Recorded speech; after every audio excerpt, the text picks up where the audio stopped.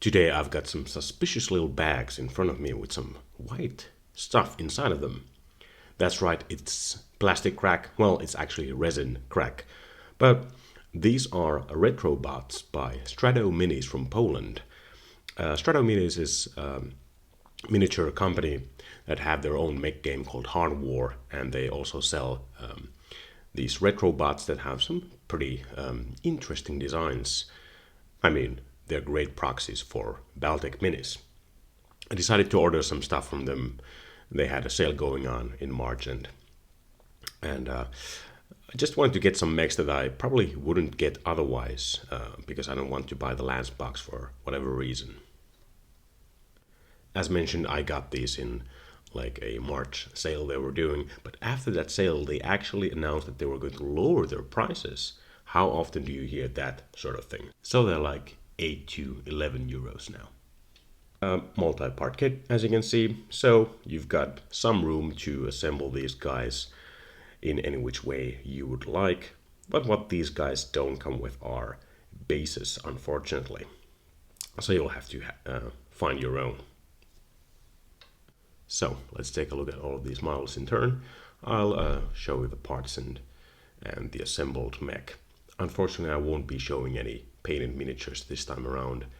I'm still sort of knee-deep in 50mm models, and I kind of want to get all of those out of the way first before I start painting these guys up. Maybe I'll do a part 2 at some point when I've got these guys done, and maybe I'll get some more Strato Minis mechs. Anyway, on to the models. So our first mech here is Ratel. It's a Polish word that means like this very carnivorous animal. I wonder which animal that might be. Anyway, I've got this old Wolverine model here from the Game of Armored Combat box set, and it's my second mech ever, and that kind of shows. It's done a great paint job. So that's kind of why I wanted to have like something that I could try to paint nicer and play it as a Wolverine. That's why I got this mech in particular. Anyway, multi-part kit, lots of bits here as you can see, and the legs are separate. You need to attach them to the hip, and torso has the head. You have these tiny little SRM launchers, 2 of them. You can put one on each shoulder, and you also get 2 guns, so you could actually have like a dual wielding Wolverine. What you might notice is that these parts actually have quite a bit of cleaning up that has to be done. A lot of stuff like support stuff that has to be taken out, and you do have to be kind of careful because it's resin and relatively brittle at that. Anyway, let's assemble the model. And here is how I chose to pose this guy. Let's compare it to some models here. Here is the original unseen Wolverine, which is kind of like almost primed because the paint just doesn't stick to it. It's really weird. And here is the newer Wolverine plastic. As you can see, it holds up pretty well. It's not quite as chunky as the new one, but the size is pretty alright. It's a little bit taller and kind of in line with the classic model there. So that is the scale of it. Now the model wasn't quite as posable as I thought it would be. The legs only really do work in this position, so you only have the torso and the arms to position as you like, but you know, there's a little bit of leeway there. What I decided to try to do was kind of emulate the classic unseen Wolverine, this guy, which has the problem of having a very unclear hex facing because its name is not the direction where it's actually pointing. So that's what I wanted to do. Cool model. Let's get to the next one. And here we have the Kriegshammer. Now, if you know any German at all, you'll know exactly what that means. And if I tell you that the second part, Hammer, means hammer in English, I think you're gonna know what this mech is. Plenty of parts here, as you can see. Something that's sort of disappointing is that the website says you get extra arms for free, and I didn't get any. So that's kind of kind of a disappointment. I didn't want the arm particularly because I want the original ones, but still, it's a bit of a shame. Maybe it's like an older production they made before they had the extra arms. Again, as you can see, quite a bit of cleanup that has to be done, but you know, that's fine. Let's assemble this guy. And here is the assembled Kriegshammer. Something I forgot to mention actually is that you get 2 of these missile pods, so you can kind of make like a different variation of the mech. Anyway, a great model in my opinion. Lots of great detail, like the lasers in the front, and you know, it's a big chunky heavy mech, so you're not gonna get the most dynamic model out of it. So you know, you can twist the torso and do whatever you like with the arms there. Now let's compare it with the unseen Warhammer. I'm not sure why I'm comparing it with that one. As you can see, plenty chunkier, the new one. Of course, they're not the same mech now, are they? That's old one is the Warhammer, and this is the Kriegshammer, right? Here is a CGL heavy mech. I think the Archer is sort of in the same size bracket as the new Warhammer, and I think this Kriegshammer holds up pretty well next to the CGL models. A lovely little model. I really recommend getting this one. Anyway, let's get to the next model. Here is the Firebird, which, as you can see, comes with 10 parts, including, like the Wolverine before, 2 weapons here, so you can have it dual wield, or maybe just switch the hands, and also, interestingly enough, 2 different heads. Now if my camera could focus, this is more like a modern helmeted head or something, robot head, while this one is sort of like a bird kind of looking thing. I think I'll go with the bird head. I think it looks very, very distinct.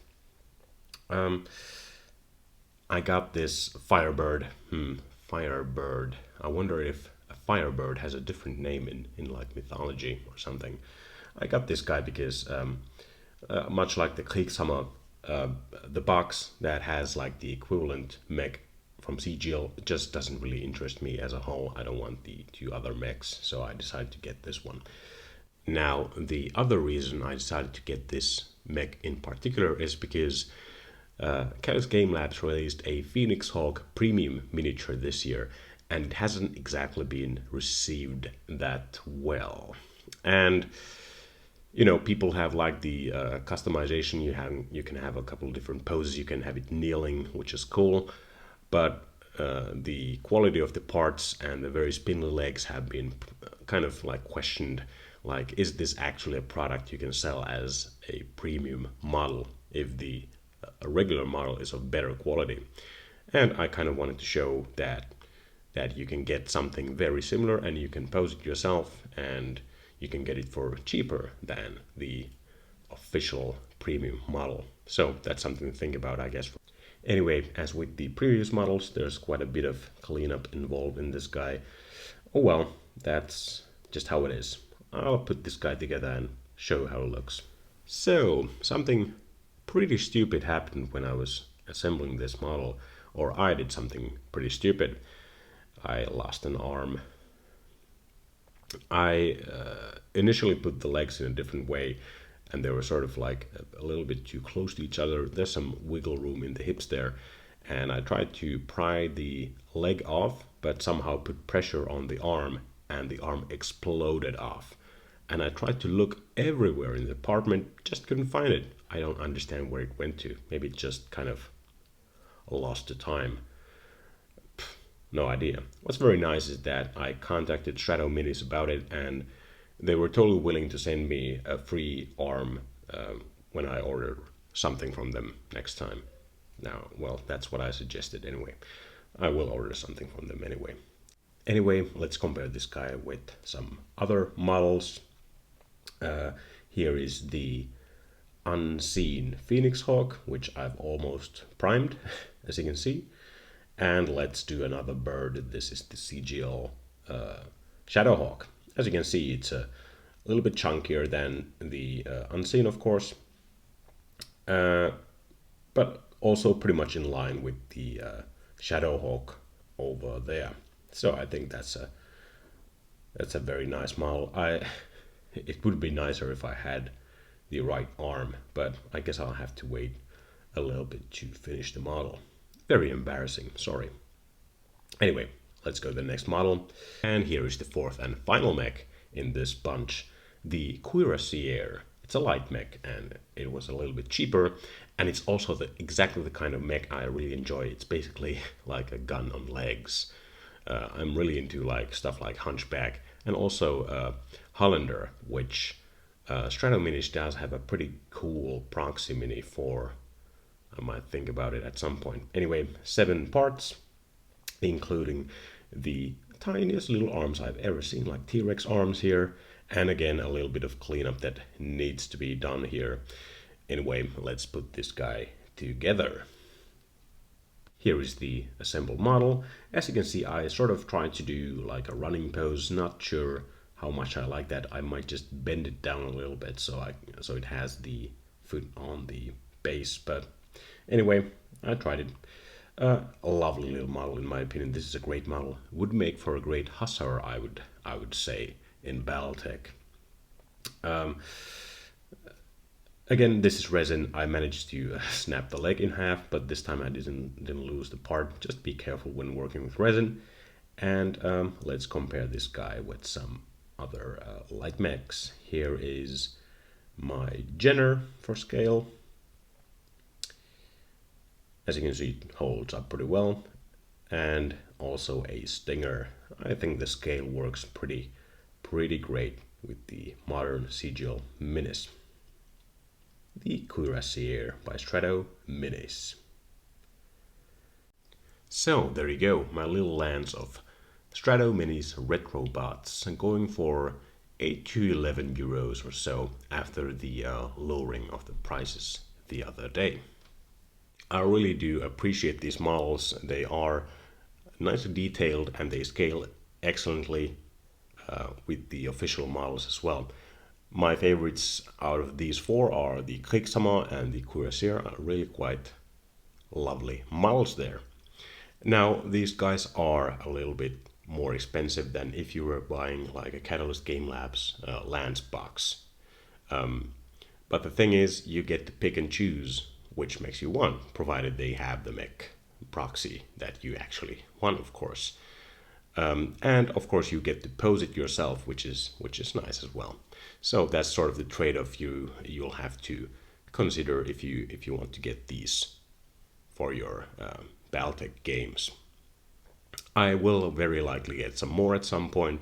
Might make a review of them as well, because I want to get some of their tanks. I actually did get a couple of tanks with this order. I will be reviewing those in a couple of weeks, I believe. So I'll get back to that at that point. Anyway, that's pretty much the video for this time. Thanks for watching, and see you next time.